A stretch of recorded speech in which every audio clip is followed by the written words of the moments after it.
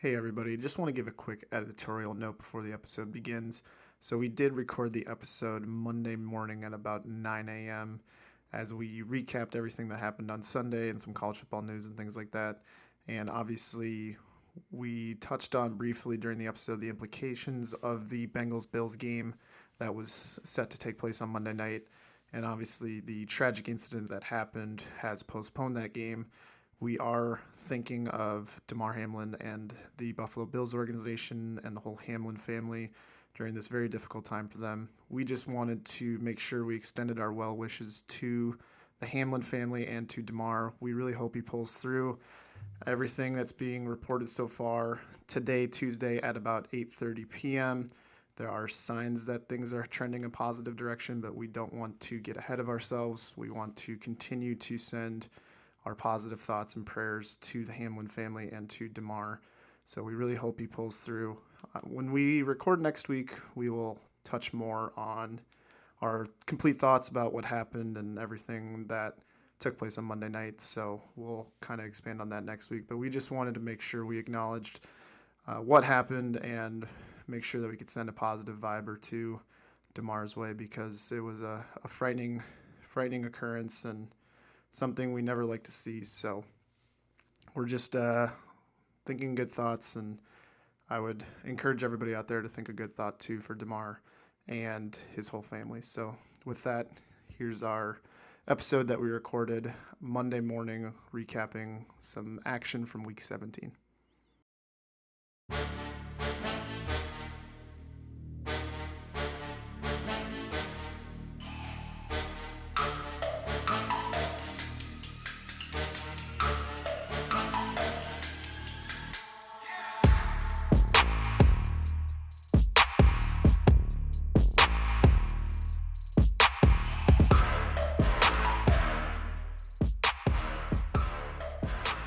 Laying in bed. It was well past my bedtime, but I just laid there continuing to scroll and read tweets and see funny stat lines, and it was fun. It was a that was the most fun I've had at a football game in a long time, and I was all by myself, so that's saying something.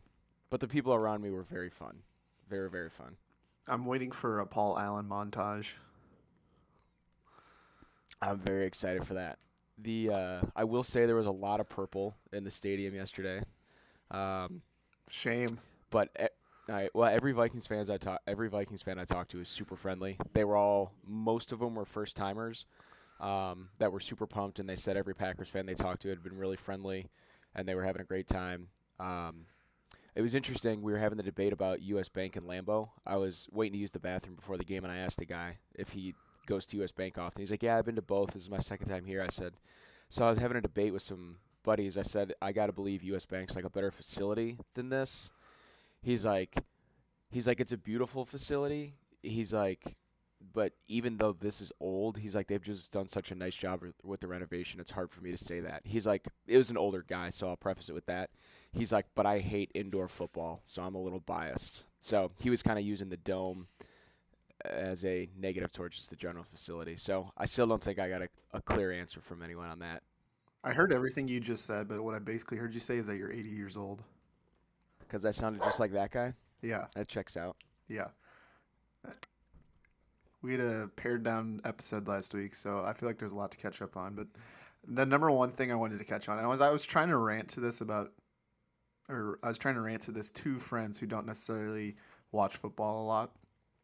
When I heard that video that you shared with Paul Allen, basically going scorched earth on the Colts punter and the Colts team in general, I was thinking, this guy is a daft, unprofessional idiot. He is, and I know the home radio guys are just that. They're homers and they tend to root for their teams, but he takes it to like drunken idiot at the bar level sometimes with some of his commentary. Right. And so for those who missed it, he's basically saying the Colts punter is the worst in the NFL and he shouldn't have a job. And also the officiating, which was poor. He said the official should not be allowed back to US Bank Stadium for some of the calls.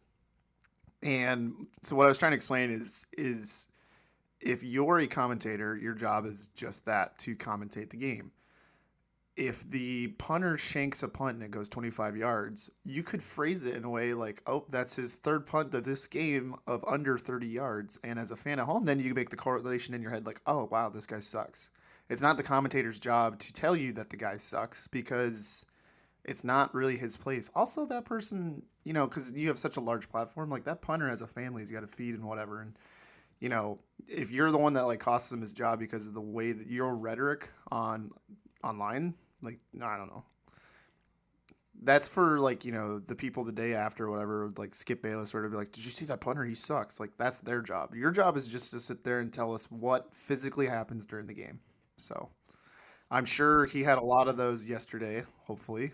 Probably not. I bet the Vikings did no wrong yesterday in his eyes or something. I don't know. The ESPN app, which I rarely use, but I was trying to catch up on the other games yesterday. Because apparently, I didn't know this, the NFL restricts streaming of NFL games when you're near a stadium on your mobile device. Really? Yeah, I don't know if it was a weird fluky thing, but we were trying to stream some of the games as we were walking into the stadium, and a guy next to me in line kept getting a message that said streaming not available in your area due to NFL rights or something like that. Oh, don't worry. The Commanders blew it. Yeah, there was plenty of TV. There's plenty of TVs in the parking lot that displayed that. I was the one thing I was sad, even though with the era of smartphones, they do fewer like in-game updates of what's going on around the league at stadiums. I was hoping for and the Commanders lose to the Browns 24-10, just to hear like the whole stadium cheer, because that's always a cool moment at sports when like the whole stadium like sees something happen on the big screen or something. Before we get away from Paul Allen, what I was saying, so when I was looking at the ESPN app, all of the highlights from the Packers-Vikings game are some reason voiced over by Paul Allen. So I don't know if he works for the ESPN affiliate in Minneapolis or something, so they have the rights to that, or what the deal is. But his commentary of Jair doing the gritty over Justin Jefferson is on the ESPN app for those of you that would like to go listen. Oh, I'm sure. I'm sure he was all all happy about it, right? Mm-hmm. I do. Yeah. I do have exception with that though. Like, I'm okay. Preface it by saying that I love taunting. I think taunting is excellent and adds value to the game. However, if there is a rule against taunting and he doesn't get flagged for that, if I'm a player who watched that clip, I'm like, you know what? I'm going to taunt at will next week. I mean, we've Yeah, seen I guys agree get with you. flagged for way less as far as quote unquote taunting. And this man did the gritty in front of an incompletion. Yeah, Alan Lazard, you just did the thing with your fingers. Alan Lazard got fined for putting up three fingers for a block that took out three Dolphins last week. So what is Jair Alexander should have like a prison sentence coming his way then. And he wasn't even in anyone's face either. Alan Lazard, when he did the finger thing, he was Yeah. like 5 yards away from And the everyone. ref was 3 feet from Jair. Yeah.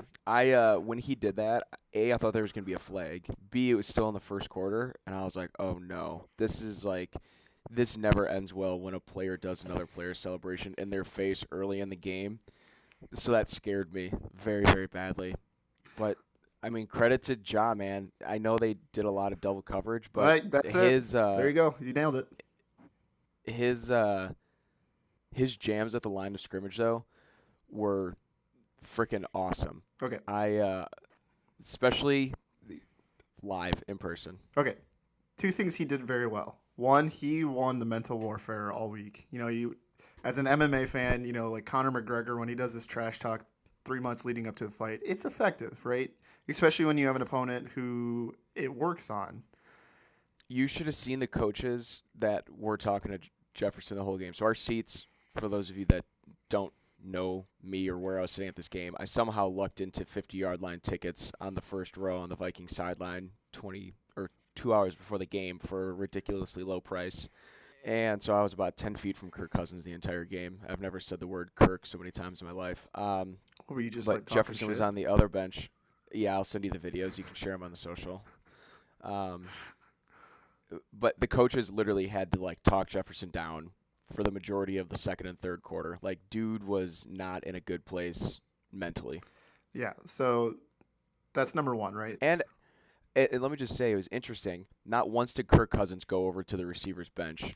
Maybe one time did he go over and like talk to the receivers. Like, I, and again, I'm very biased in this situation, but I would expect a quarterback who's the captain of your team, and you guys are winning the division. You're going to be hoping to make a deep playoff run. Would be doing something supportive for the receivers on the sidelines and talking to them about, hey, what can we do differently? Can we, do we need to run some different route trees? Do we need to switch up something? I don't know. I just found that very odd that Cousins wasn't working with them much on the sidelines.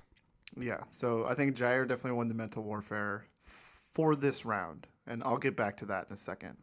Number two is, yes, Jair did a very good job at constantly putting some sort of physical contact on him at the line when it was not a deep passing situation. There was times where he gave a lot of cushion, but when he wasn't giving cushion, he made sure to basically get up in his face each time and do some sort of contact, which is good tape for other teams around the league. I know not everybody has, depth at corner, but if you're going to play the Vikings and you don't have a good corner, it's going to be a long day.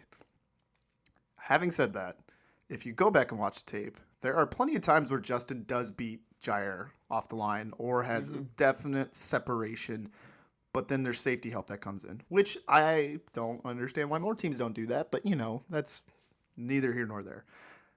And then there's a couple other things I want to discuss. But the moral of the story is that while Jair did certain facets of the game very well, the fact that on social media he's going to get all of the credit for Justin's poor performance is insane and should not be framed that way. I do not think it was all Jair. I think Jair had a heavy hand in it, but it was not like a 100%. They were one-on-one all day with no help, and he just Revis style and tipped. It was just not the case. I told my buddy last night after the game that I thought Adrian Amos had probably the best game on the defense. Yeah. Because of not only his help over the top on a lot of plays, but also his play in the run game. There were so many times he just came like a flash, screaming upfield to make a tackle, where normally a linebacker would be making that tackle, 3 yards past the line of scrimmage.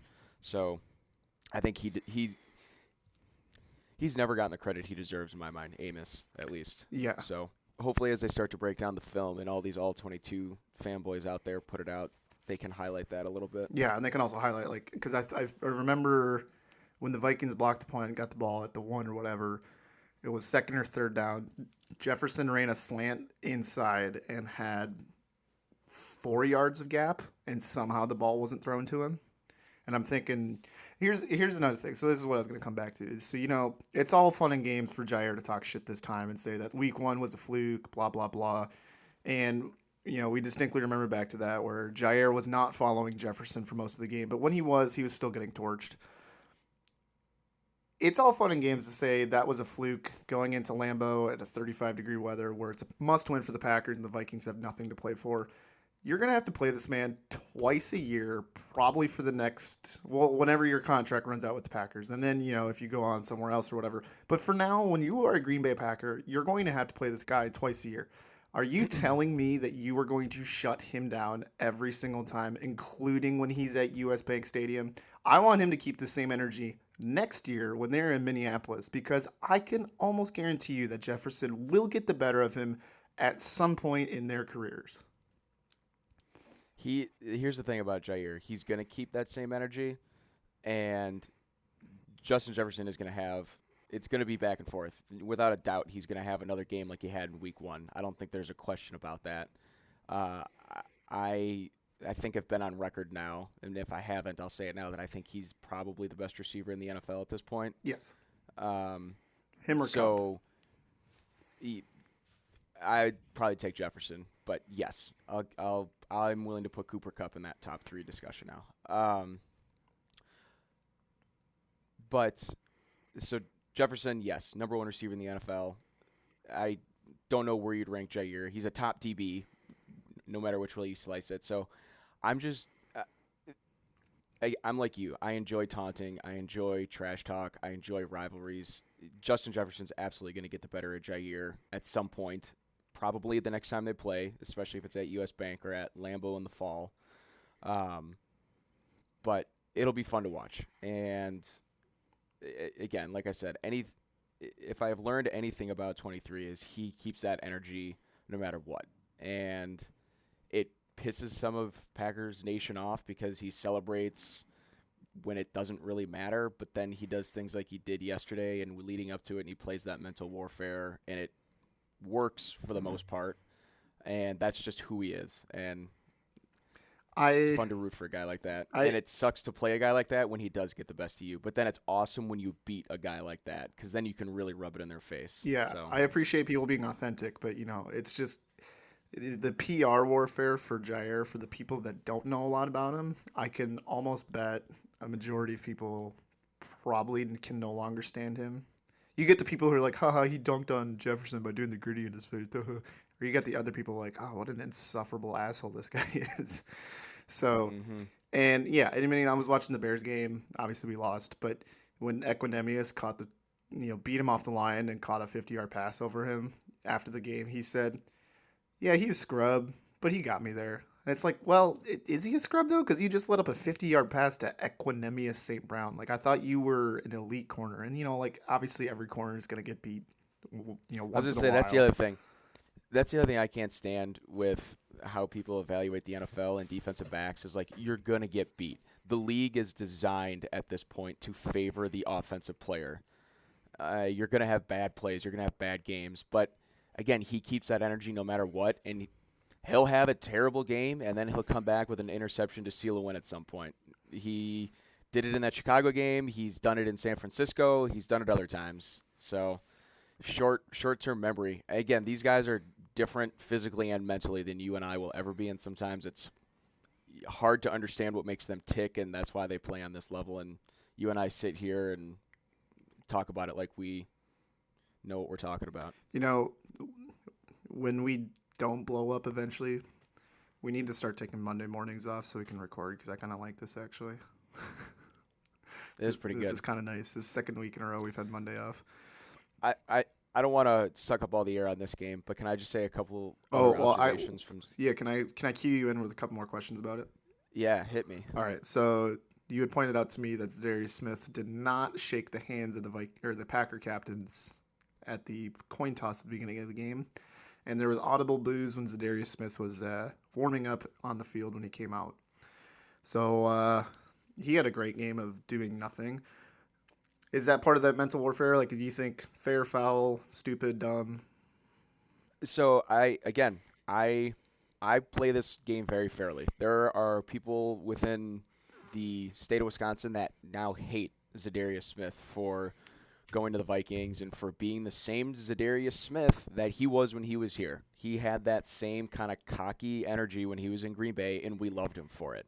He changed the attitude of the Packers locker room, at least on the defensive side when he was here. And he's trying to do the same thing in Minnesota. When he left, it sucked. Hand up, I did not boo him when he came in. As a matter of fact, I was even telling the guys sitting next to me, I'm like, does it suck to see him in purple? Yeah. But I can't be mad at the guy because for 3 years, he changed the mentality of this defense. But I will say, the one thing that did bother me is towards the end of the game, he actually started sitting on the bench where Cousins was sitting the whole game right in front of us. And as soon as the clock hit 0, he beelined it to the tunnel. He didn't even go out on the field to talk to anyone. And I thought that was kind of shitty just because there were a lot of guys, I think, on the other sideline that probably still care about Z. Like him and Preston Smith were super tight. Him and Rogers were tight. I'm sure there's coaches over there he had a good relationship with. That was the one part that rubbed me the wrong way, was that he just beelined it straight to the tunnel. And sure, maybe he talked to some folks before the game, but being that came after an absolute shit pumping was just a bad look. Yeah. When you texted me that, I thought it was kind of interesting.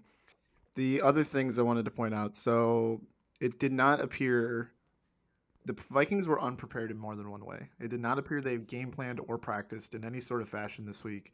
And then on top of that, going to Lambeau late in the season, it's not going to be 72 degrees and air conditioned, and it's not going to be pristine turf. It did not seem like the Vikings had ever played on grass before.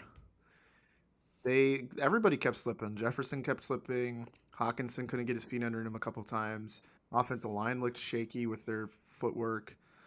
I they're gonna have to take a long look at how to prepare to play a Lambeau under Kevin O'Connell because that was a terrible showing all around.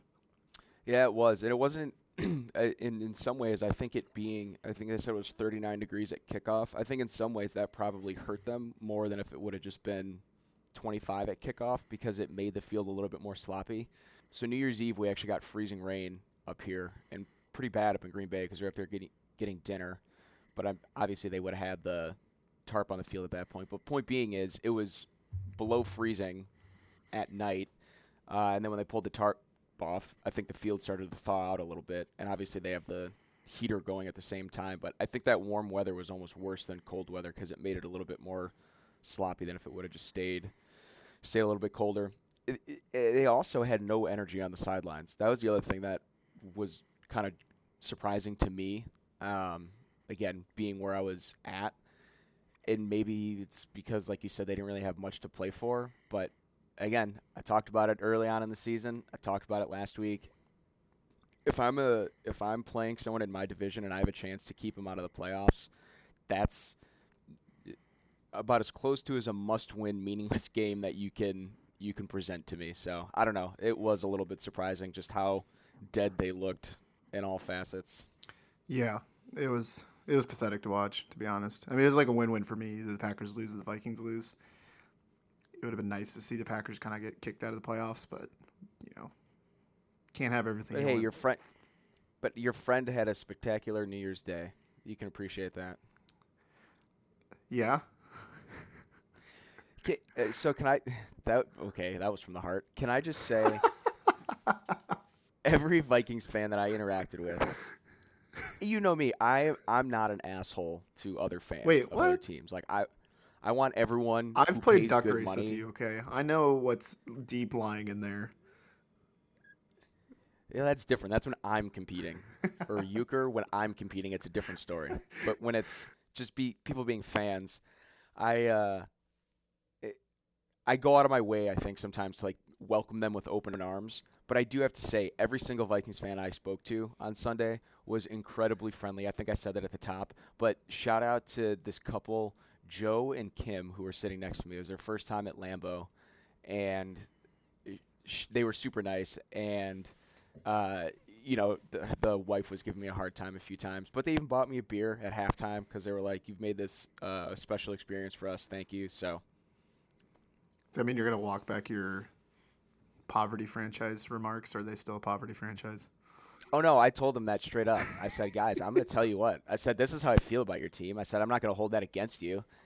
I said, but I'll also tell you I think Justin Jefferson's the best in the league. And I said, I also think the guy sitting 10 feet in front of us is the reason why you're losing today. Going back to euchre for a second, I think that's the closest I've ever seen you two ripping my esophagus out of my throat was when I call you for playing the wrong suit in euchre. Dude, I'm telling you, when it's me competing, it's different. I mean, it's not like I'm making fun of you because at that point in the evening we've all had a lot to drink. But yeah, I'm just gonna leave it at that. Till June. Yeah. Let's see. One or two more things I want to ask you about the game. So Keyshawn Nixon is your guys' second half of the year MVP, right? Dude, insane. Literally looked at the guys next to me, and I was like, if he takes this out and takes it to the 40, I'll be pumped. And he hit the 50 right in front of us with nobody in front of him, and it was like, man, game over. And someone just shared a picture of they were sitting in the end zone behind where he caught the ball, and the hole that this coverage team or the return team gave him has to be the width of a standard five-man offensive line. I mean, they gave him a massive hole to run through, but credit to him.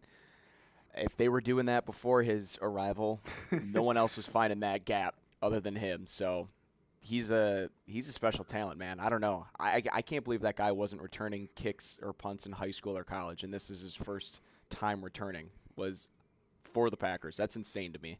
Yeah, I I still laugh at the fact that Amari Rodgers won that job in preseason, and now he's not even on the team. Yeah, Although man. he's actually not doing half bad in Houston, I will say, as a receiver. No, he's not. So He's not. we'll have to keep an eye on how Hey, that projects out long term. I tell you what, the Packers special teams giveth, and the Packers special teams taketh, man. When that punt got blocked, I thought it was going to be a total meltdown. I was like, wow, this is how today's going to go. Yeah. And then the last thing I want to ask you about the whole experience. So you were on the 50-yard line, front row. You've been to plenty of games at Lambeau. Would you say sitting that low offered a better experience than, let's say, you sitting 30 rows up in one of the end zones? Or would you say, like, that was as good as you can do at Lambeau? Honestly, it's such a different experience. So when I went to the Thursday night game, I was sitting basically second row from the top in one of the end zones. So basically like 4K Skycam view type thing where like you kind of have the all 22 view. That view is really cool because you can see things like happen. You can see things like that kick return. You'd see that gap open up. You see routes develop. But you don't really get a sense for like the emotion of the game up there because you're more an eye in the sky. Where down low yesterday, you felt like you were like much more a part of the atmosphere and the experience. I would say I would absolutely do that again. Being able to like lean over the railing and like cheer in that fashion was really cool. Like being, like I said, 10 feet away from Kirk Cousins every time he was on the sidelines was pretty cool. I can't not mention this story because it was one of the funniest things that ever happened. So, you know the play where Quay Walker, like, suplexed? Yeah. And then the brain trust in the crowd was surprised that got a flag.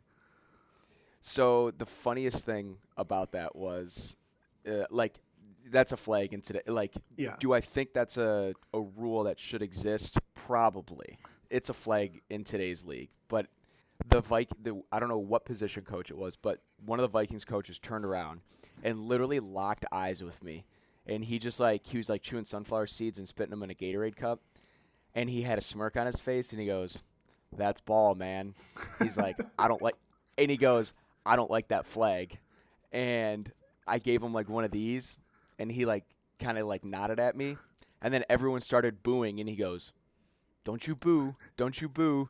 And then I started booing and he like shrugged his shoulders. He's like, "I got you. I got you." So that was a really, really cool moment that like I had no idea who this guy was, but it was just hilarious that he turned around like, damn. I'm probably thinking he looked like he was in his mid-40s, so I'm probably thinking that guy probably played linebacker, back in the day and used to do that to dudes all the time and probably hates the new NFL rules or something. But that was just a really funny, unique moment that, again, you'd never get sitting somewhere else. But as far as like viewing experience and getting to take in what's happening on the field, I would say 10 rows up would probably be the best because that low it is kind of hard to see what's happening on the other side of the field because you're looking through not only everyone on the sidelines, you're then looking across the entire line of scrimmage. So from that aspect, it's not the greatest viewing vantage point, but still just a freaking really cool opportunity. There's two old guys behind me that were in their 60s or 70s that stood the entire game, cheered the whole time. Neither of them were wearing any Packer stuff. They were just in like Carhartts and like black hats and gloves, just having the time of their life. So that was like cool too. Just they had probably been in those seats since '76 or something. Yeah. So glad you got to Anyways, go. Happy for you. Happy you got to dance on the Vikings grave. And we'll touch on the playoff picture here in a bit and what this all means after this last week of football. So I'm guessing you probably caught a lot of highlights yesterday, but probably didn't do a whole lot of watching. caught part of the first half of most of the noon games because someone had red zone on at one of the tailgates. We were in the lot just outside. Dude, there's people that put like wraps around little pop-up tents and had like heated tents with Wi-Fi inside and like red zone on TV and full on like Bloody Mary bars and brat, like build your own brat stations. It was just a whole vibe yesterday.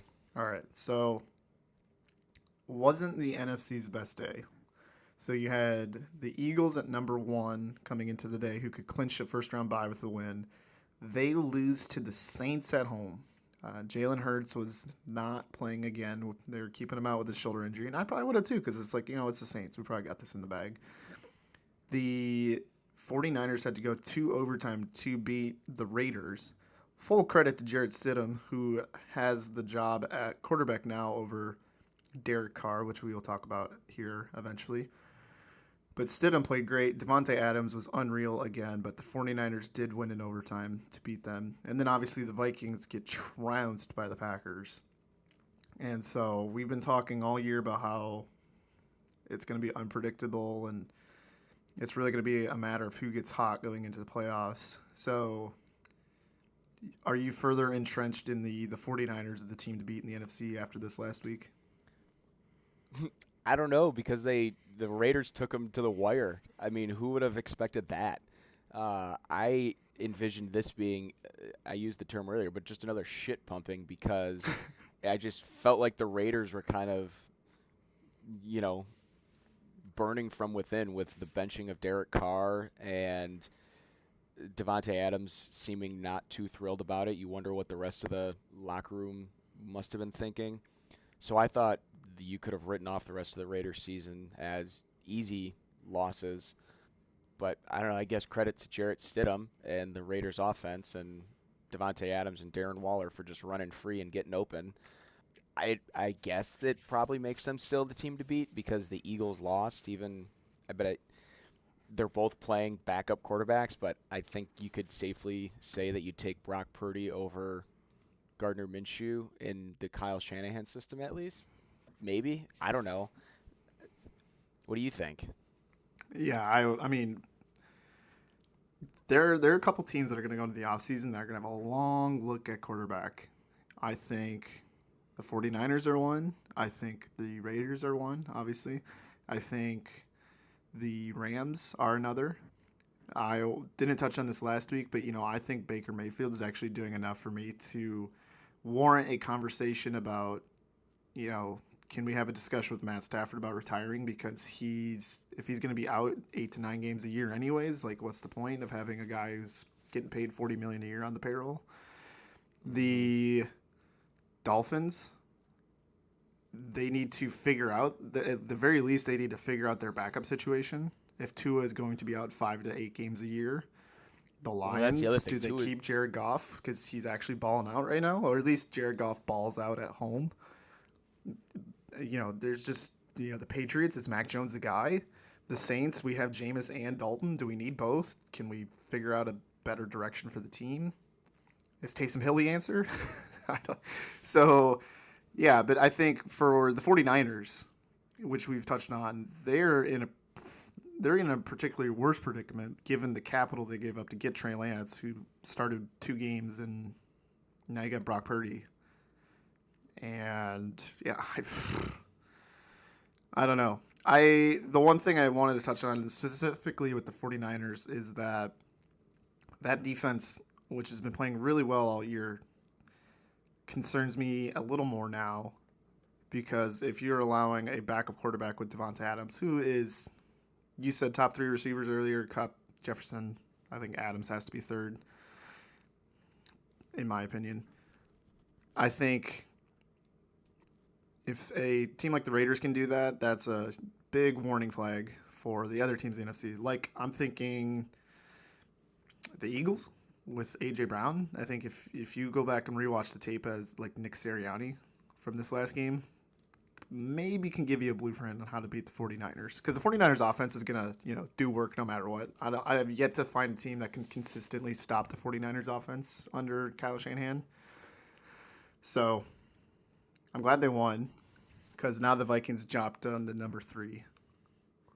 Well, even Minnesota, because even though they got their teeth kicked in yesterday, it's not like Justin Jefferson's going to put up 15 yards a game for the remainder of the season in the playoffs. Like, you can bet on him having probably more targets and catches against a defense that would play like that against the Vikings, like they did against the Raiders.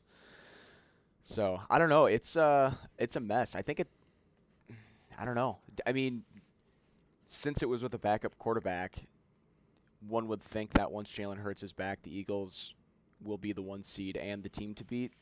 Can you say that confidently?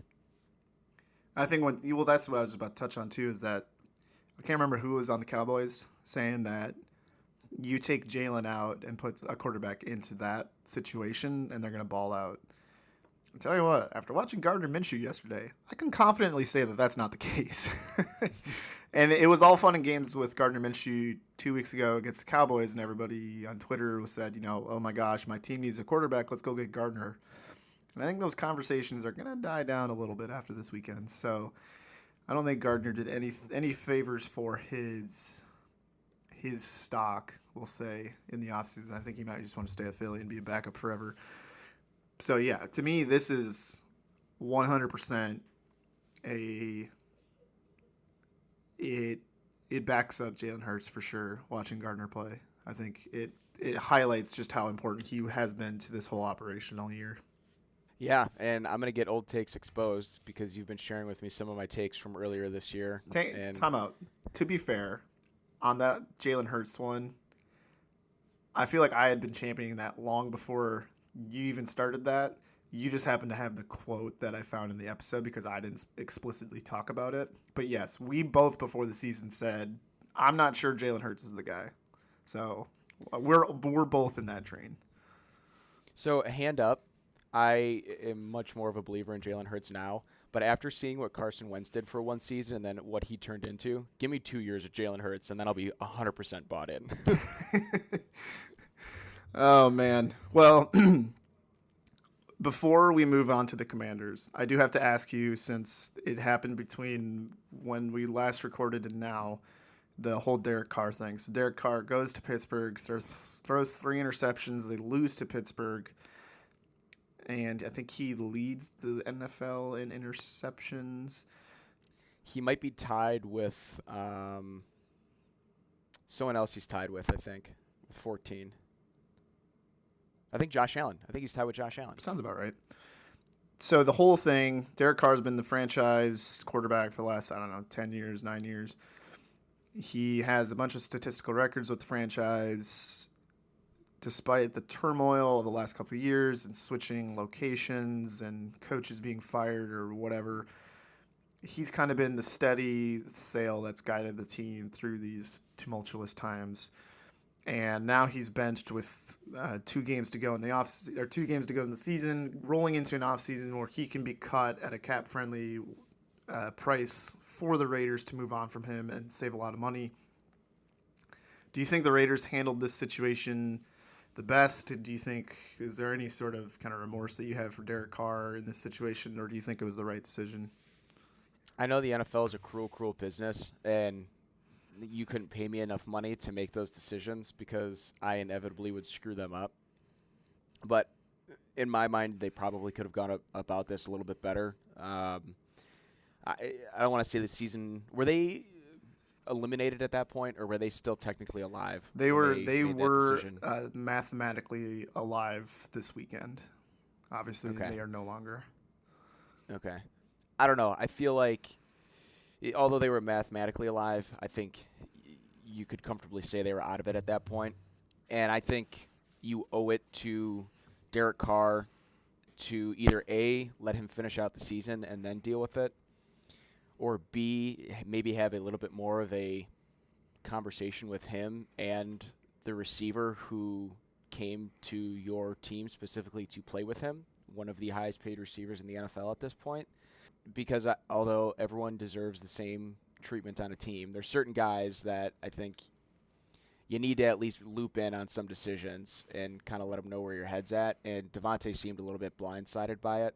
And that's just kind of how poverty franchises continue to live in poverty, is they make those decisions that maybe, yes, it's the decision that needs to be made, but they don't go about it the right way. And I think whose decision was it to have Carr removed from the team for the rest of the season? Was that according to what I read, it was Derek Carr's decision.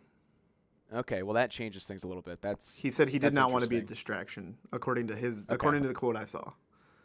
Okay, if that's the case, that changes my mind a little bit. I thought the Raiders had asked him to Well, remove that's himself. the public version of what we got. They could have told him to, like piss off, get out of the building, but the public Yeah. version is that he had asked to remove himself.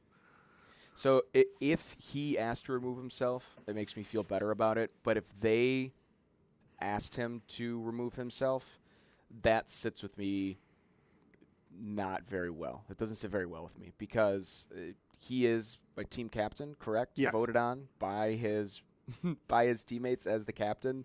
Um, Although to be fair, it's what quarterback that's been starting for 5+ years isn't a captain on their own team? That's true. But it's not like this was a Zach Wilson situation where he threw his defense under the bus. Like Derek Carr's been nothing but a leader for that team.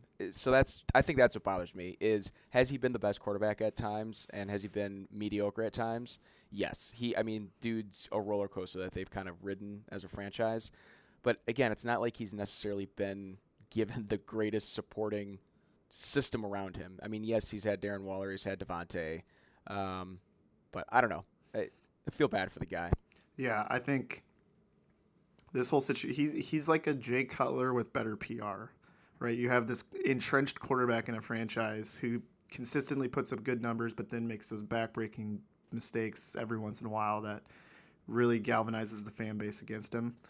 And I think when we just touched on certain teams need to figure out their QB situation, he would be a phenomenal insurance backup somewhere next year, like at Miami. Give him like a 1-year, $10 million deal. If/when Tua gets hurt, just throw him in there and they'll be fine. Yeah, but the Raiders are 100% moving on from him in the offseason. It's kind of sad, but also at the same time, I think it's kind of the best for both teams moving forward. And Stidham did really good, so I know it's a small sample, and I wouldn't want to bet the house on him going into next year, but at least you can roll in with some sort of confidence that you have a backup plan just in case. So we'll see on that. All right, new segment we're going to do this week that I'm springing on you here on the last second is what pissed you off from the weekend? I'll go first. You know what pissed me off? What pissed you off, Matt? What pissed you off from this New Year's Day weekend of football? Seeing my best friend have fun. No, I'm just kidding. What really pissed me off is when we did the graphic, I don't know, like 7-8 weeks ago, who's on the hot seat, you had said Ron Rivera. And I'm like, I'm not sure about that. He's making a lot of success with a pretty subpar roster. Like, he's got a great receiving core and a great front seven, and that's kind of about it. Like, offensive line's okay, quarterback play is sus, running backs are above average, receivers are really good, Logan Thomas is good, front seven's good, secondary's pretty weak, but you also play in the NFC East, and that's tough. After yesterday, I think the Commanders need to reevaluate some things. So Heineke has bailed out Rivera many times over the last 3 years and has one bad game against who they play last week. They played the 49ers. They go to San Francisco and play the hottest team in the NFC, and it doesn't go well as everybody expected. And he benches Heineke for one bad game against like the second or third best team in the NFC for Carson Wentz again, who he handpicked to come to the Commanders and they traded for and inherited his stupid contract. And then what does Carson Wentz do in this must-win game against the Browns yesterday? He starts off with an interception in the first 3 plays. He follows it up with a second interception in the first quarter. And then in a key situation when they're down by 10, he throws up a missile into double coverage, and Delpit for the Browns gets his second pick of the day. So at the end of the day, Wentz, who was inserted into the situation to try to save their season that Heineke got them to, basically. Heineke had gotten them into a position to make the playoffs. Benches Heineke, starts Wentz. Wentz just pulls a vintage Carson Wentz performance, and they lose. After the game, they ask him in the press conference if he's at all concerned that they're going to get eliminated because the outcome of the Packers-Vikings game could eliminate the Commanders from the playoffs. And this guy says, wait, we can get eliminated today?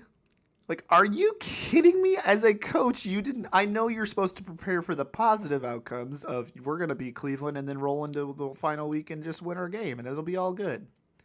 How did you not know that you could get eliminated? Wouldn't that affect some of your coaching decisions in the game? Like, oh God, we have to win this game in order to stay alive. Maybe we should go for it on 4th and 1. Are you kidding? How do you not have that situational awareness? Are you like what? And I know the old saying is always like we play the game that's in front of us and like we don't worry about what other teams are doing. But when your team is seemingly a ship with a hole in the hull, you should probably know what's going on around you so you have a message of urgency to share with your players. So now they're done. The Packers won, and now the Commanders have been eliminated from playoffs. So they can't do. Doesn't matter what they do next week. They are eliminated from the playoffs, and he had no idea. He did not know until 20 minutes after the game that they could get eliminated. Like, oh my God, that is a fireable offense. It was an all-time interview moment, though. Oh Like, yeah, the look of confusion on his face was just, I mean, it was, and I like Ron Rivera, but it was a bad look. he would be, as he was with Chicago, an excellent defensive coordinator. I think in the modern era of football, he has no business being a head coach anymore. Oh man, I just could not believe my eyes. And he's had a couple of those this year. He had the whole Jack Del Rio situation that I don't know if he handled it as well as he could have.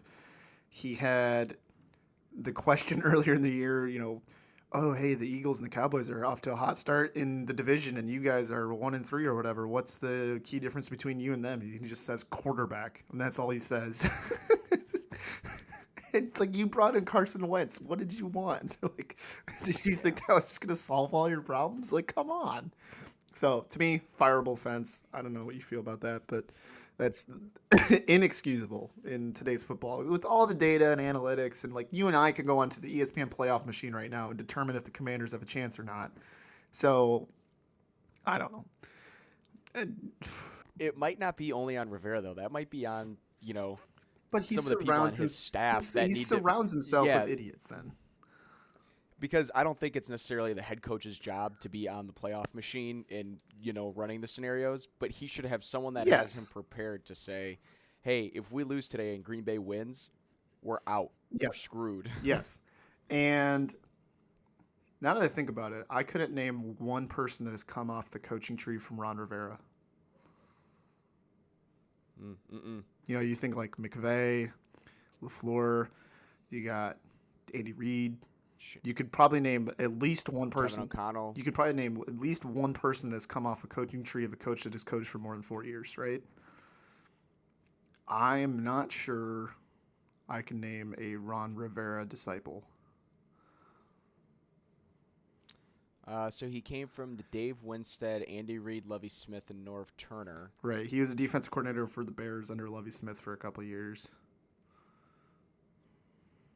Wait, then why His am I assistant surprised that his coaches, situational awareness is a zero? That all comes together now, I guess. Sean McDermott was one of his assistants, as well as Steve Wilkes. Mm. His coaching tree has a combined record of 67-60 in the regular season and 3-4 in the playoffs. Okay, so 67-60, and I would say at least 50 of those are McDermott. Yeah, yeah. So, yeah. because McDermott's something like 52-40 or something with the Bills. Yeah, I'm trying to find his. Because I think So I guess that means people like to forget that McDermott's first year or two in Buffalo were pretty bad, but then it was a yeah. process. So I guess that means technically that Brian Daboll is part of the Ron Rivera coaching tree. Yeah. I guess so the best coaching tree of all time is clearly Jay Gruden, but neither here nor there. Yeah, man. Uh, It's all about the roots. yeah. Did anything piss you off that you want to have this platform to rant about before we move on? You picked a bad weekend for me to be pissed off. We're coming off the holidays. Regardless of what happens from here on out, today is just a day that you enjoy being a fan of your favorite team. I didn't get to take in a ton of NFL stuff to be pissed about. You understand that's not a thing for me, right? Yeah, I know. Or at least this year. Like if the Bears are 14-2, then maybe. But also at the end of the day, like we always say, I'm a fan of football, so things are still just going to piss me off. there was one guy yesterday that actually really pissed me off that I saw outside the stadium, and he was actually a Packers fan. Typical. That was, oh my, I don't know what sort of um, substances he had been putting in his body, but he got out of his.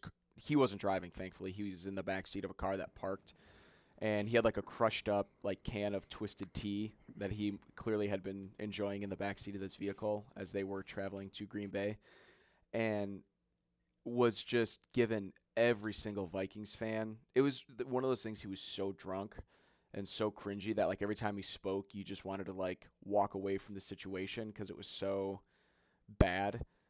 I guess that's the one thing that pissed me off because he was just an unenjoyable human to be around for the 5 minutes that he loitered around our car and some guy named Connor's front lawn 2 blocks north of Lambeau.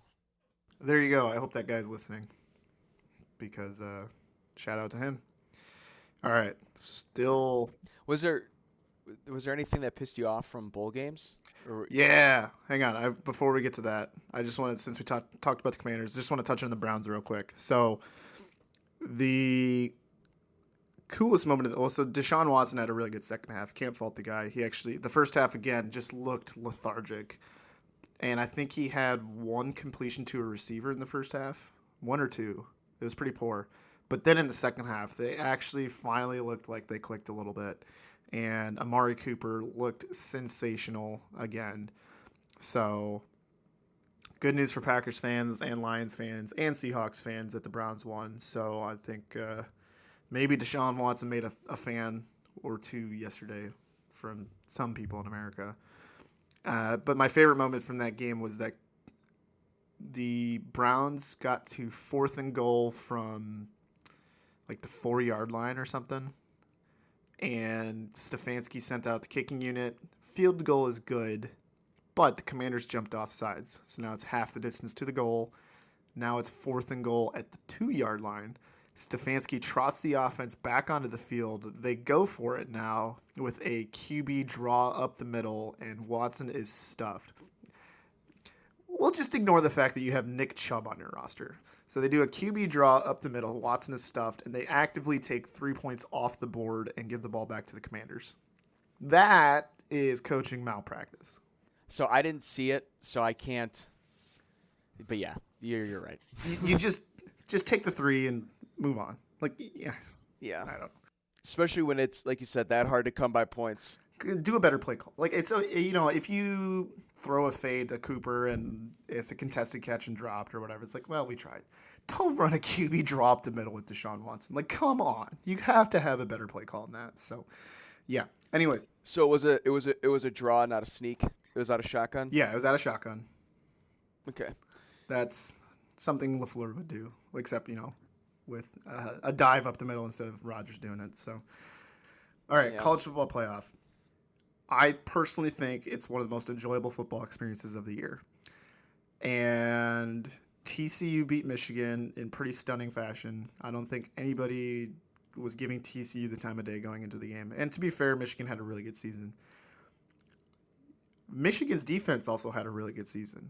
And now questions have to be asked. The third quarter of the TCU-Michigan game, and I was texting you, I'm like, are you watching this? You're like, no, what's going on? I'm like, there is literally nothing but 90-second drives right now. It is literally just 3-play, 80-yard drives over and over and over again. 44 points were scored in the third quarter of that game, which is, most, you talk about over-unders at Vegas. For NFL games, most games hover around 44 points for over and under for the entirety of the game. The over-under for the Michigan game was 57.5 or 58. So they almost did that in one quarter. J.J. McCarthy for the Wolverines threw 2 pick sixes. Didn't have his best day, but still found a way to keep him in it. Max Duggan, Heisman finalist, had a pretty good game. Kept his team rolling and found Johnson, his receiver, who's going in the first round of the draft this year. Put that in Sharpie. That guy's insane. I just can't believe how bad the defenses were. So shout out to TCU. They've done it. They're in the finals. It was a particularly bad day for the Big Ten, as we're also going to touch on here in a second when we talk about the other game. But it was it's just it's a fun atmosphere. Everybody's leaving everything on the line. Like both teams are just all in every single play. It's just a really fun experience to enjoy as a football fan. Yeah, we. I hate that they put those games on New Year's Eve. Uh, Sometimes I know it's not always on New Year's Eve, but I know they did it the first year of the playoff, and they may have done it a few other times.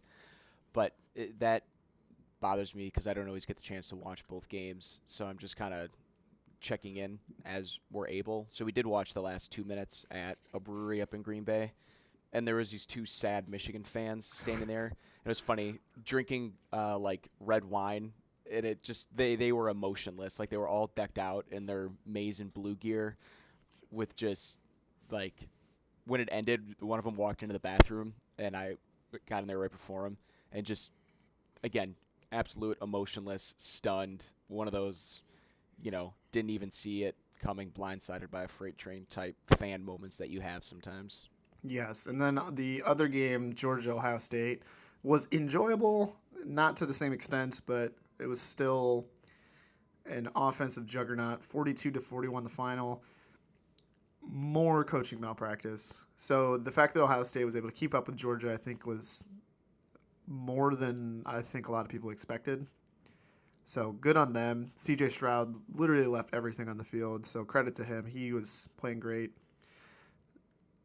CJ Stroud, I can't remember what the time was left on the clock. I think it might have been 70 seconds or so.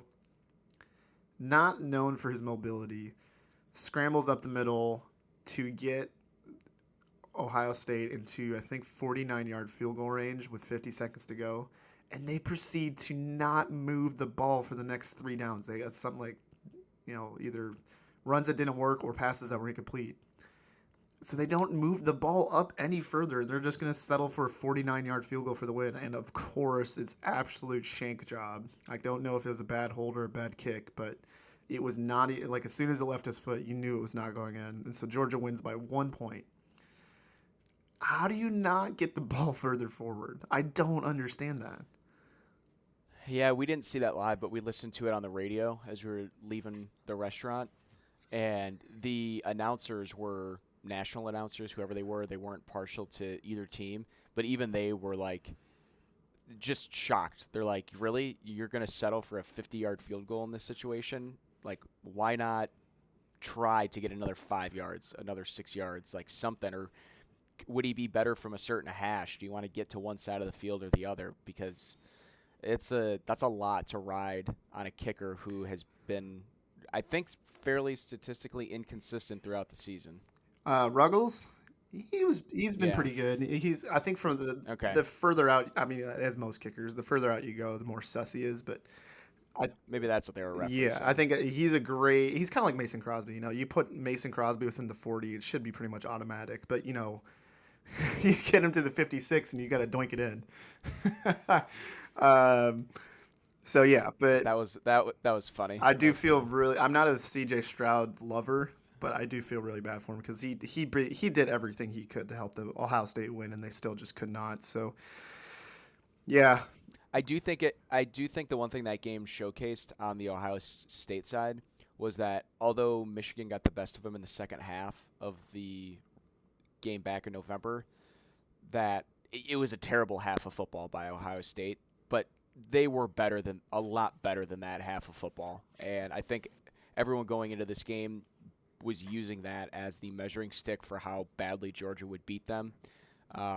Again, I still thought Georgia would win, but I'm not shocked that Ohio State kept it as close as they did. I am shocked that it took a 14-point comeback in the fourth quarter to make it happen, but still. yeah. So I have 2 more college things to talk about in the episode. LSU plays today. Wink, wink. Something may be coming at the end of the episode that I need to talk to you about with LSU. So we'll save that for when we have to dish out some awards here. So if you didn't see the clip, when Texas played Washington in their bowl game when the players line up in the tunnel. I'm assuming you saw the clip of Texas's head coach Steve Sarkisian, who I don't Yes. understand how this man got a job at Texas. This guy was a flop in Atlanta as the offensive coordinator for the Falcons, goes to the Crimson Tide, ends up as the offensive coordinator there, which is pretty much the easiest job in America, right? If you're the offensive coordinator for the Crimson Tide and you're screwing it up, you're doing something horrendously wrong, i.e., Bill O'Brien. Ends up as the Texas head coach somehow. The players line up at the tunnel, and like the coach is always like holding them back or whatever, like 10 seconds before they get to run on the field, and the guy who gives them the signal to let them on the field is holding Sarkisian back, like with just his hand on his like shoulder at chest area, and it doesn't look very forcible. He's just got his hand there saying like, "Hey, just it's not time to go yet." Sarkisian stares this guy in the face, gets right in his face, and says, "Don't put your hand on me, mother effer." And it's like, dude, you have the world's smallest penis, guaranteed. Like, you are not tough, and you do not look tough in your front of your players right now. You look like an insufferable idiot. And I'm super glad that clip went viral because when Arch Manning shows up to campus next year and they got a bunch of better recruits coming in and they still suck, he's not going to have a job there. So it's going to be all well and dandy, I guess, in the long run. So Someone even put out there's a video at the Michigan game of someone doing the same thing to Jim Harbaugh, and he just kind of like nods and acknowledges it, like, "Yep, I got you, understood," or yeah, something to that effect. because Jim Harbaugh seems like a decent human deep down. So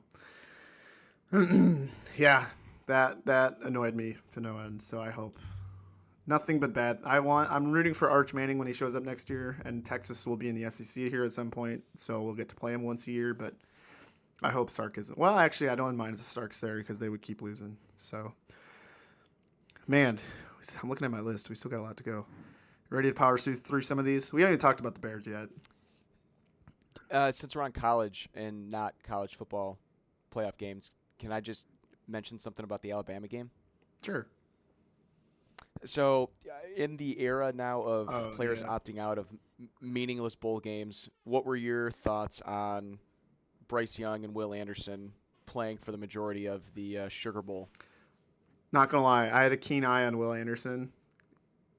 I was thinking about you that whole game. Well, he was playing, right? It reminded me of what a player would do in like the Pro Bowl. Like they're a body on the field, but I don't know if you could definitely tell he was playing to kind of avoid unnecessary risk. So on one hand, I'm like, I think it's a good character thing to play, but on the other hand, I don't know if he gave it 100%. Bryce Young, on the other hand, though, I don't know if it was him who said it or somebody else, but it's like, this is my final chance to kind of put a bow on all my highlight tapes and kind of give one last showing to, like Lovie Smith or whoever that, like I'm your guy. And he had the first two series were a little tough, but after that, once he kind of his nerves calmed down, I mean, he was just throwing dimes. And again, this is not Alabama's best receiving core he's ever had. He's not surrounded by first round picks by any means on the receiving side, but he looked fantastic. And Mel Kiper, supposed draft expert, the fact that you have Will Levis ranked above Bryce Young is malpractice again. That should never happen in anybody's book. If Bryce Young is not the consensus first overall pick, and well, let me just default by saying that there is a chance the Bears have the first overall pick, which kind of makes me scared because that would be a definitive trade out moment if we get the first overall pick because we do not need it. So we would trade it for whoever wanted Bryce Young, and hopefully we got a huge package in return. But if Bryce Young is not the first overall pick, I would be absolutely shocked. That guy balled out, and I appreciate the fact that I see both sides. I appreciated the fact that he played. I also see the Jalen Smith aspect of getting a devastating injury and missing your whole rookie year. So it's not my future, so it's easy for me to say. But like if If it were me and it was a meaningless bowl game, like if you're talking Final Four, you play. If you're talking Yeah. the Pinstripe Bowl, I'd probably sit out, to be honest. The thing about Will Anderson that would scare me if I were in his shoes, like you said, kind of putting in a Pro Bowl level of effort, is there's guys on the other side from Kansas State who aren't in your situation and are either A, trying to prove that they deserve to get drafted, or B, they just want to put beating Alabama on their personal resume. Yeah. And I feel like even though you're a physical specimen, that's an easy way to get injured is when you have guys going 110% and you're going 75%. That just is a recipe for disaster in my book. Yeah, for sure. So, but yeah, Bama started off rough and then they torched him in the end. So, good for them. All right. So the Bears, haven't touched on them yet. We got trounced by the Lions. Turns out, so you know how like Aaron Rodgers morphs into this different human when he plays a divisional opponent? Jared Goff morphs into a different animal when he's at home. Like that guy at home is lights out for some reason. So I think it was 41-10. We got killed. We had a 7-0 lead, so that means we lost basically 41-3 for the rest of the game. So the positives: Justin had 155 yards of rushing in the first quarter, which is insane. On pace for 600. That's wild. On pace for 600, That's but absolutely wild. did not happen. A little concerned though. So we talked about Trey Lance after week 1, and I'm like, I don't know if this guy's gonna make it through a year. Some of the hits that Justin, I wouldn't even say takes. I say subjects himself to when he's like running up the middle and wouldn't slide or fighting for yards. Like that dude needs to take it easy because he's going He to needs keep. he needs to have a conversation with Lamar Jackson about how to get hit or lack thereof. Yeah, like he's going to deteriorate quickly if he cannot either get out of bounds more, slide, or. And I think the situation will overall get better once we surround ourselves with more talent, because if we have better protection and better receivers to get open, he's not going to be forced to just run every single time. So time will tell. Our defense, I mean, we lost by 5 to the Eagles. We were competing with the Bills up until the fourth quarter. We lose on the last possession of the game to the Vikings. We make things interesting at Lambeau for a little bit. This was the first time this year where I think the Bears just like didn't look like they cared and had just given up in the second half. So that was a little disconcerting, but again, winning does us nothing. So I don't mind that we lost, but that was the first time this year I'm like, wow, we look pathetic. So that's tough. On the flip side, for the Lions, there might be a conversation warranted about Jared Goff. He's actually not doing half bad. No, he's not. And is it him or is it Amon-Ra St. Brown that's making the other one look good? Their receiving core is actually kind of stealthy, not too bad. I mean, we know Amon-Ra is really good, but then you also have like Chark, Williams, Reynolds, Raymond. They don't have a half bad thing going on there. And then they also have massive depth at running back. So You got Jamal Williams coming for Barry Sanders' touchdown record. I think he's going to get it, which is insane. Well, I think I can confidently say that I think the Lions will get in a goal-to-go situation against the Packers and probably get a rushing touchdown. So do I think Jared Goff is worth the money that he's getting paid now? Probably not. I don't think he's $29 million a year good, but you drop that number down to like 22, 23, I wouldn't probably entertain it at this point. He's not doing How enough to long is his lose. contract? Because that's the other thing. You got to look at that 29 in not necessarily today's lens, but maybe next year and the year after's lens, if it's a 3 to 4 year contract. It's kind of like when Patrick Mahomes got that massive contract. It was huge at the time, but a few years from now, it's still going to be big, but it's not going to be as mind-numbingly big. So his cap hit for 23 and 24 is roughly around 31 million.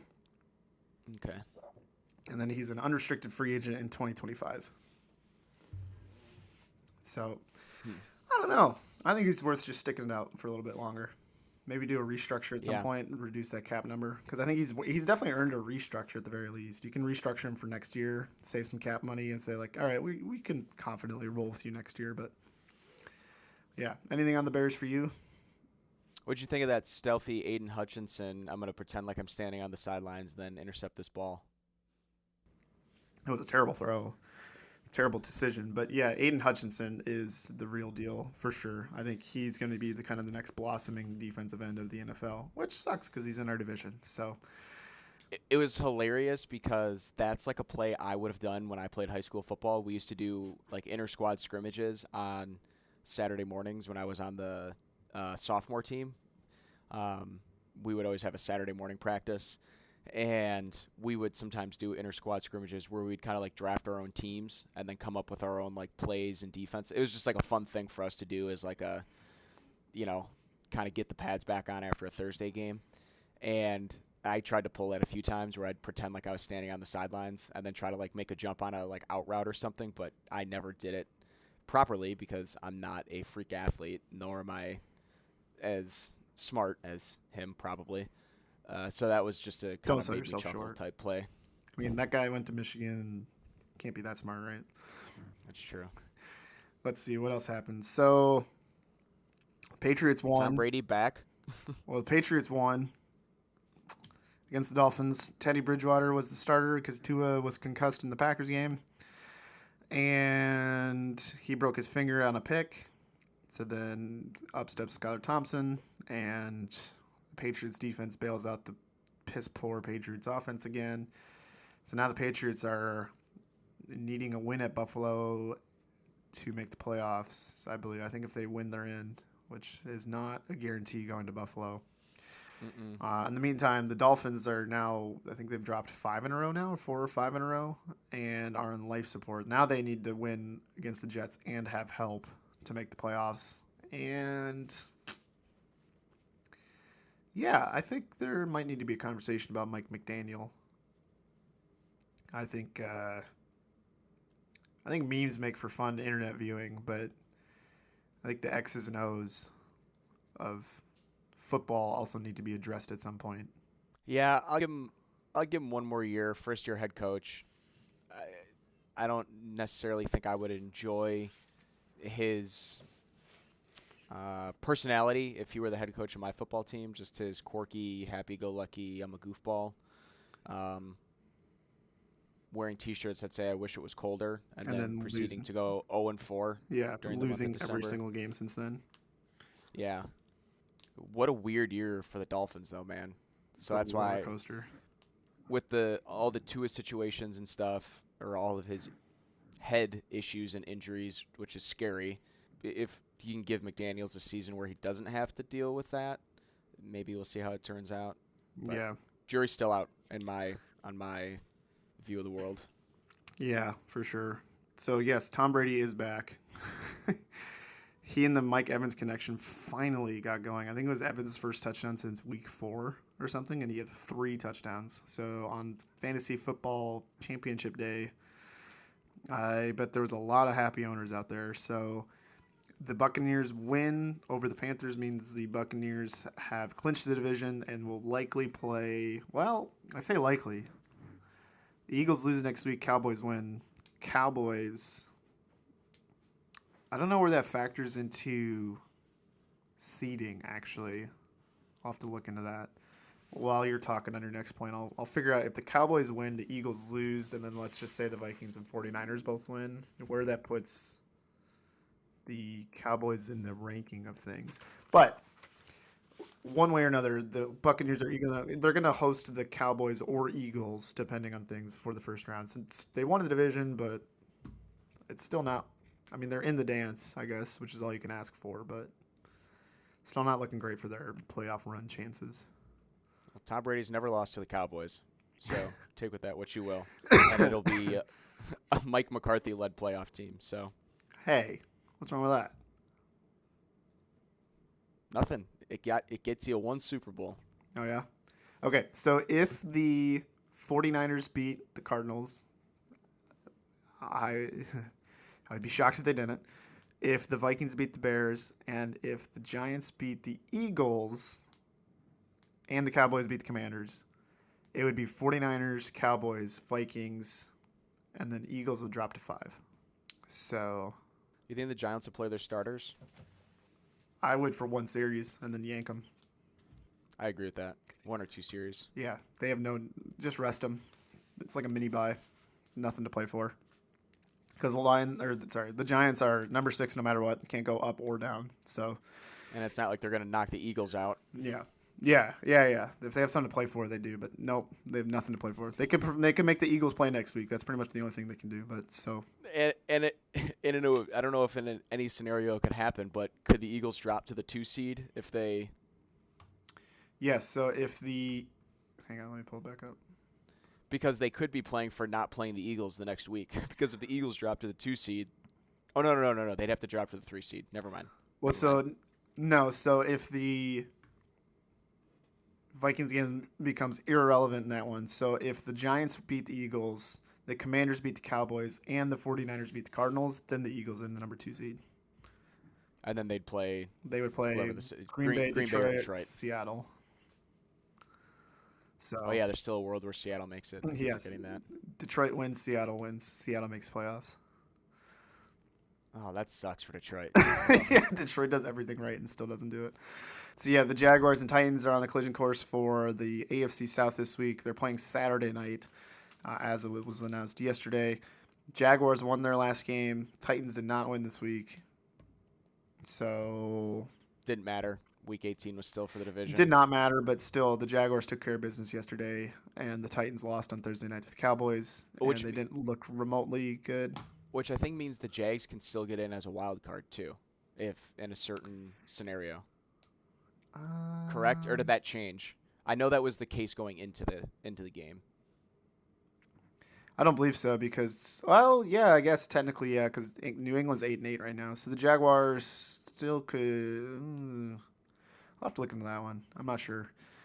I didn't even entertain that thought, but yeah, the Jaguars are 8-8 right now. So if the Titans somehow won, who else is 8-8? The Dolphins, Steelers. So if the Steelers lost, if the Patriots lost, and if the Dolphins lost, yes, then Jacksonville would be the 7th seed. So if Jacksonville loses, but the Dolphins, Patriots also lose, and the Steelers also lose, then they would be the 7th seed. No problem. No big deal. Easy math. So, yeah. The you know what you said a couple weeks ago about the Chiefs basically being the same thing as Aaron Rodgers era Packers? Mm-hmm. That's been sitting rent-free in my head for a little bit. I'm not going to lie. I can kind of see it. Yeah, dude. It's kind of scary how similar it is. Because they beat the Broncos by 4 points yesterday, and all I'm thinking is, my God, they're going to lose in the first round of the playoffs again. Yeah.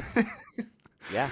So, well, no, sorry. They'll trounce whoever they get in the first round, and then they'll struggle in the second round. The Bengals are going to turn into their version of the 49ers. Yeah, seriously. So the more I look at it, the more I see it. I did appreciate Travis Kelce sending a Broncos defender back to the stratosphere with his crotch. Attempted tries murder. To hurdle a guy. Yeah, tries to hurdle a guy, comes up a little short, and just nails him with his So that was tough. Tough for the Broncos defender, but yeah, good for Kelce, I guess. Guy's packing. The Broncos so they fired Nathaniel Hackett on Monday. It was not. It was 2 hours after we had finished up recording. The Broncos fired Hackett. Finally, lo and behold, Russell Wilson didn't look completely inept against the Chiefs. They put a pretty respectable effort. I'll give the Broncos credit. They looked ready for the game. They competed well. Some glimmer of hope for the Broncos fans, I guess, a little bit, but yeah, they didn't look terrible. So, but yeah, the Chiefs are giving me a little bit of red flags as we get closer. I think the Bills and Bengals are much better than they are right now. I think take out Mahomes and the Chiefs are actually kind of just an average team at best.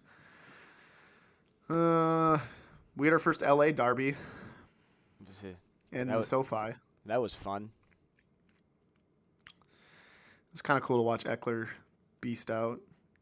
But I go back to the point that I don't think Baker, but ever since Baker's been with the Rams, he's actually not been half bad.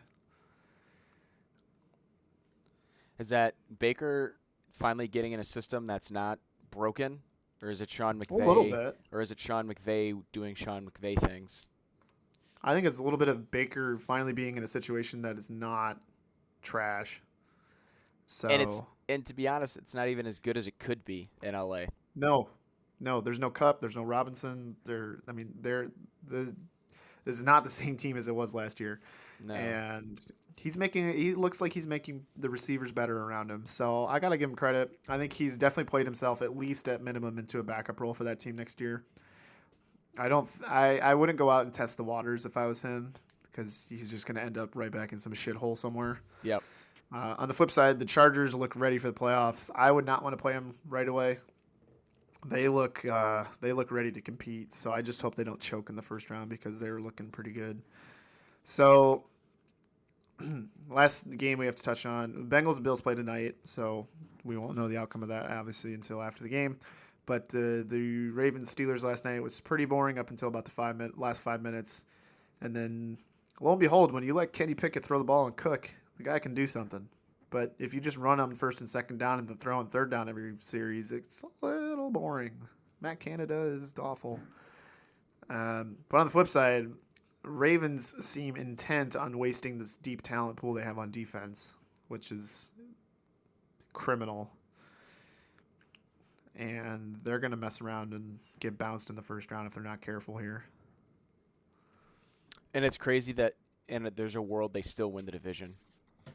Yeah, which is nuts. So, going into next week, week 18, all of this talking we've done for the last 4 months kind of puts a little bow on it until we get to the playoffs. So, Packers win, they're in. 1% turned into, I don't know what it is, 40%? 65. So, all they have to do is beat the Lions at home, at Lambeau. Piece of cake. One would think. Remember we could have bought tickets for this game like for $30 4 weeks ago? I know. I don't even want to see what they're at now. Yeah. So, hey, but it wasn't on a Saturday. That is true. They're going to announce tonight what the actual game time is, right? Yes, after the conclusion of the game tonight, they will release the times for everything. And it was pointed out to me on Twitter. It's probably a good point. So the Seahawks game and the Packers game will probably be at the same time. So if I had to guess, I would say 3:25 on Sunday. So Yeah. because then you'll know the outcomes of both games at the same time and who's the final lock for the playoffs. So Packers win, they're in. Lions win and Seahawks beat the Rams. The Seahawks are in. Lions win and the Rams beat the Seahawks. Then the Lions are in. So the Lions are at the bottom of this barrel, unfortunately. But I think the good news for them, well, not all they need to do is focus on winning. I mean, they cannot control the Rams and what they do, so they could just have to focus on winning their own game. Packers, obviously, same thing. They focus on winning and they're good. And as I pointed out, Aaron Rodgers versus division opponents is a cheat code. We talked about the seeding for the NFC. So Eagles win, they're number 1. Eagles win, Cowboys will be number 5. 49ers win and Eagles win. The 49ers are 2. And the Vikings are at the mercy of everybody. And the Vikings, let's say every situation that we think is going to happen happens. Vikings would be number 3 and they would host the Giants. The 49ers would host whoever locks the 7th seed. And then the Cowboys would go to I just want to go on the record and say I am not putting a damper on your spirit by talking about the playoff matchups. Oh, no, you're not. Gonna, There was Vikings fans yesterday that were chirping all the Packers fans saying, just remember, this means you have to go play San Francisco, have fun getting your teeth kicked in. Yeah, or you go back to Philly, like worst case scenario. Or I guess best case scenario for the Packers is they win and go to Dallas. That would be best case scenario. But I don't see that happening. So, yeah. So we're just going to focus on now because you love it when I focus on the future. So Packers win, they're in. And Vikings will likely play the Giants, which is going to be a very fun matchup. And then the Cowboys will likely play Tampa Bay. On the other side, which is a little more skewed because we don't have the full picture with the outcome of tonight's game between the Bills and Bengals. You had predicted the Bengals. I had predicted the Bills. Let's say, for argument's sake, that the Bengals win. So the Bengals win tonight. They would be the second seed going into the final week. Bills would be third seed, and the Chiefs would move up to number one. Meaning, if the Chiefs win next week against the Raiders, they lock first. If the Bengals win next week, and the Bengals win tonight, they win the division. The Bengals win next week, they would lock second. But if the Raiders somehow beat the Chiefs and the Bengals win, then the Bengals would be first.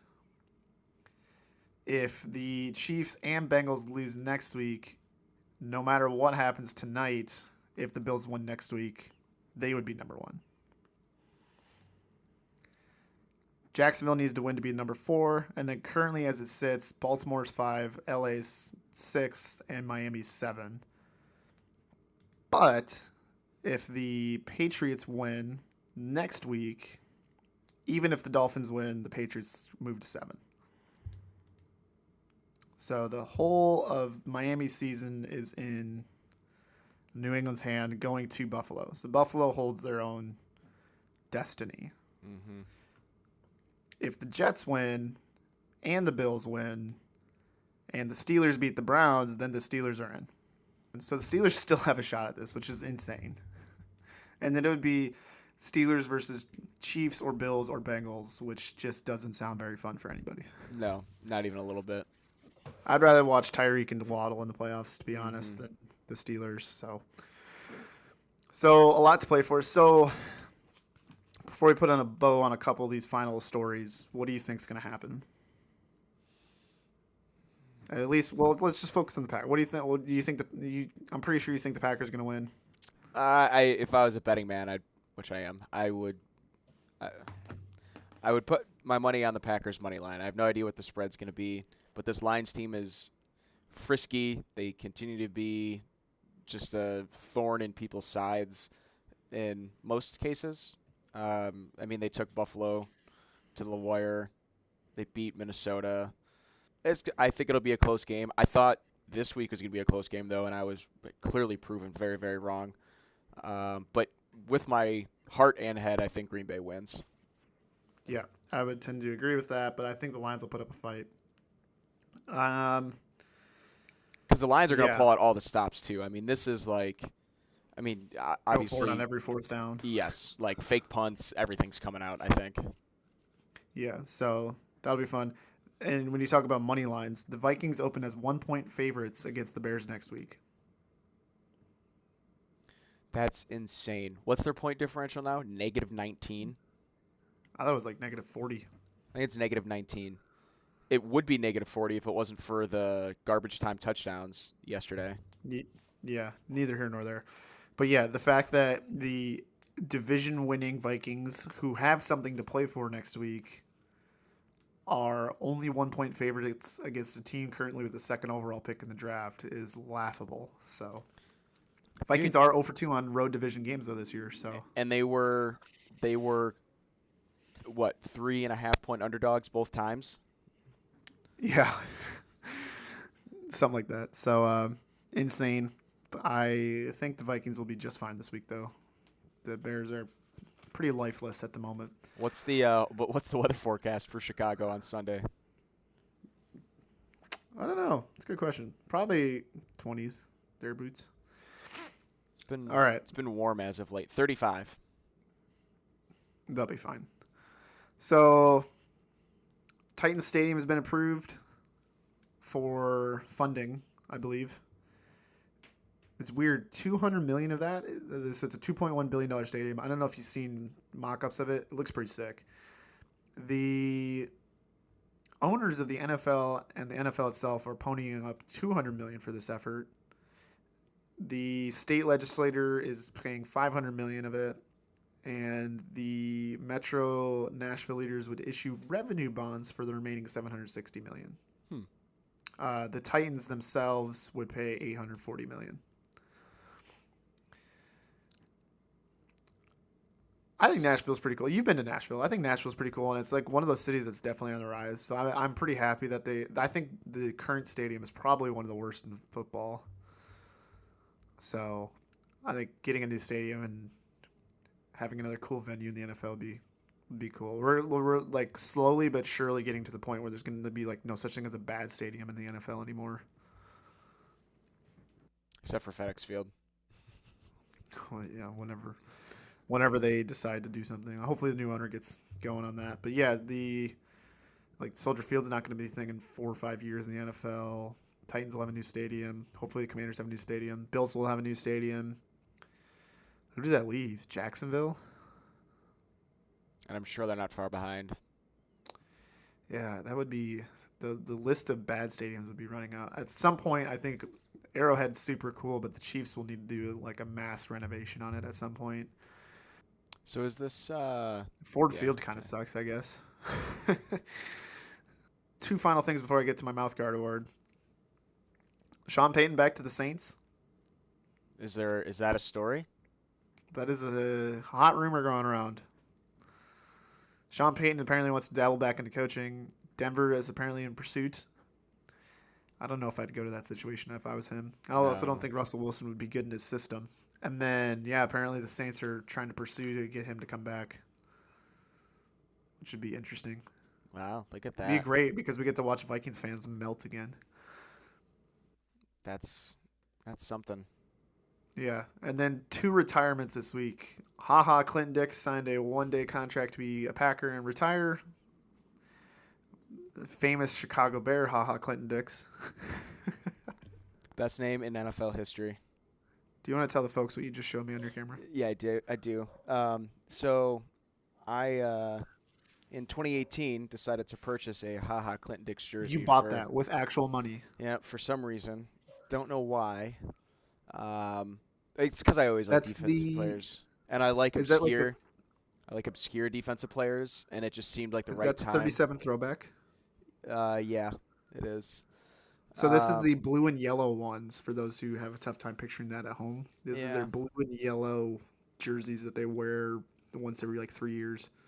Yeah, I think they've retired this throwback look now, at least for the time being, for that new. Is that a The new. large? Can I wear that for my bet? No, it's a small. Are you small? I am now. Jesus. It. Yeah. Here's what I'll always remember. Haha, Clinton Dix for. Intercepting a ball against Seattle and sliding in the playoffs, and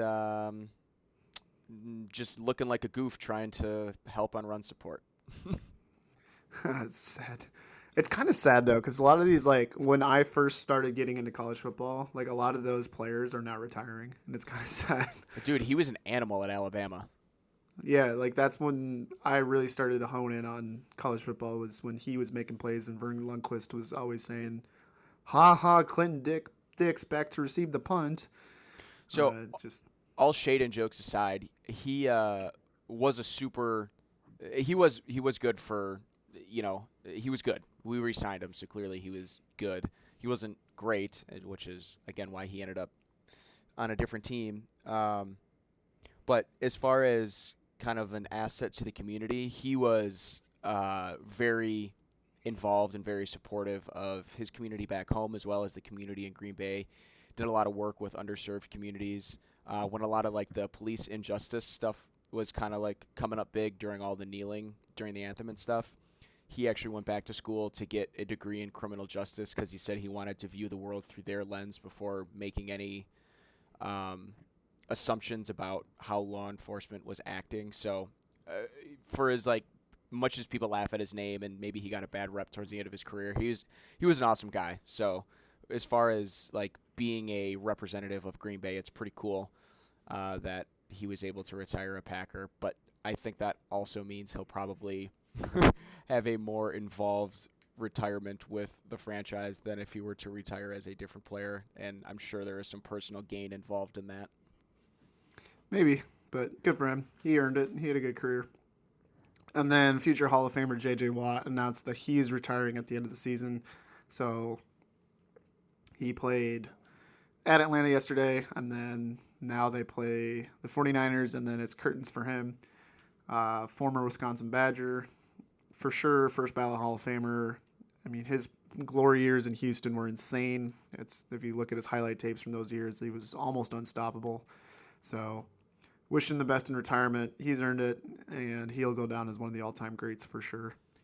Is it just me, or do we forget how good he was during those glory years in Houston? Like, it would just seem it was honestly, unfortunately, one of those situations of it felt kind of wasted. 2012, 20 and a half sacks, 2013, 10 and a half, 2014, 20 and a half, 2015, 17 and a half. So that's what, like 70-something sacks in the span of 4 years? Yeah, and then he missed most of 2017 with an injury. In 2018, he came back with 16 sacks. Yeah, so good for him. He's been one of the greats, and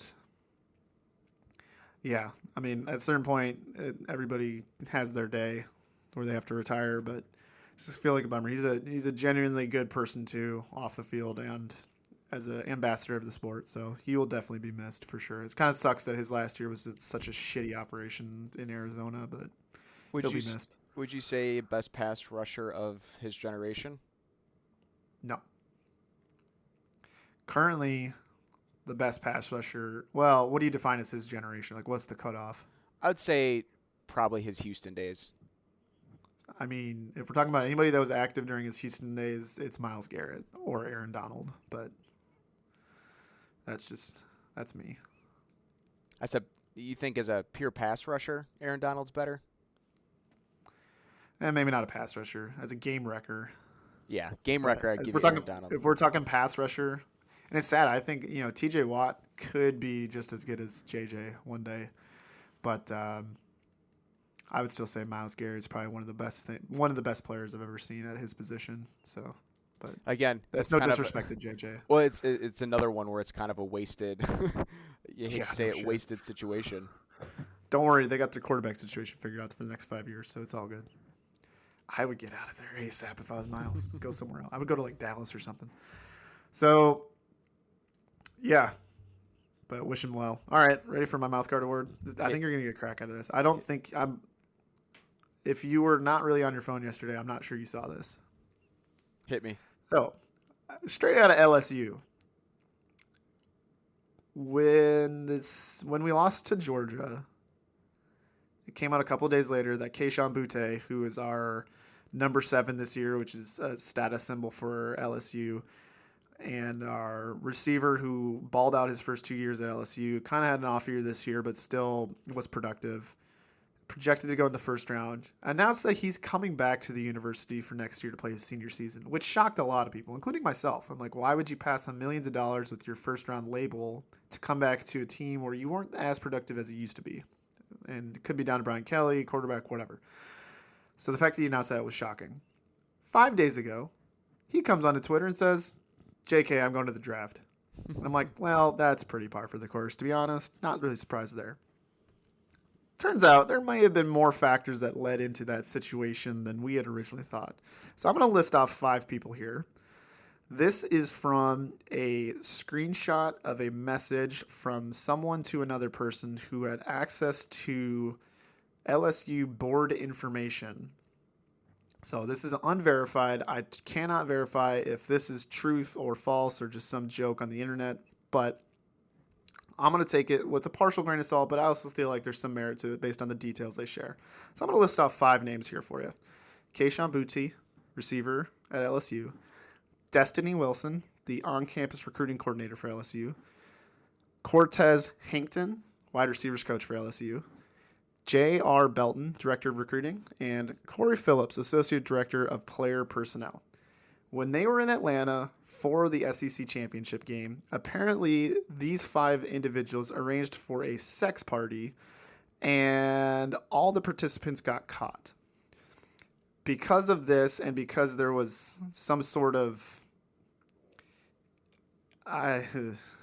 this is a PG podcast. There was a lot of different dynamics going on between these individuals with what was happening behind closed doors. Destiny Wilson was resigned the wide receivers coach, who is the highest paid wide receiver coach in the country, which is astounding to me because Brian Hartline exists and gets the best recruits for wide receiver to go to Ohio State. He has been terminated, and I believe he's on his way to Colorado to play under Deion Sanders now, or coach under Deion Sanders. So he was dismissed. The other two that I listed have not had their fates decided yet, but Kayshon Boutte was apparently dismissed from the team because of what happened. So then he pulls the ultimate spin zone of, oh, I'm just going to declare for the draft because I've changed my mind and assessed my future. But it turns out it looks like he may not have had a choice. So my Mouthguard award probably is going to go to all 5 of those individuals. And if further investigation is done into this, because Brian Kelly was asked about Boutte, and he basically just said, we wish him well in his future, and he's going to be a tremendous talent in football. Kind of played the PR line, but didn't really do a whole lot. If further investigation goes into this and a credible journalist picks this up and runs with it, it is going to be a hell of a story, and maybe one that affects Boutte's draft stock just a tad bit. So what a way to go out as a number 7 at LSU. Our last couple number 7s have been a little sus for us, so I hope Kendrick Perkins gets the number 7 next year because we need that. We need some credibility restored in that a little bit. So, no, I did not see this at all. This is a wild story. As you were telling me, I started kind of doing some of my own research. Yeah. So, are all 5 of these people off the staff now? Is that what you said? Two of them have yet to have their fate decided, and what the extent of what actually happened is not clear, and I'm sure is not child friendly. We'll say on the internet, but I'm curious to see if more information is coming out about what actually happened. Because I don't have any insight into any of this, but some of the stories and such say that Destiny Wilson has had a interesting history tied to these, not this exact sort of situation, but similar instances, which is wild. And her page is still live on the LSU staff page for the football teams. Yeah, so always fun when that's happening to your school. It's always fun to read about it when it's someone else, but then when it's your own school, it's like, well, yikes. So tough look, but I'm sure it'll get sorted out. But I also want to use this opportunity as we're into the new year and we're still chugging along here to say thanks to everybody who's listening, but also a special shout out to my partner in crime for joining me on this journey of getting a platform to talk about the sport that we love. So you've done a lot of great work this year, and I appreciate you. And I'm having a lot of fun with doing it. So, me too, buddy. I appreciate the heart and soul you put into this and help herd the cats, me being the singular cat, on a weekly and daily basis. So it's crazy that we're already to week 18. I know.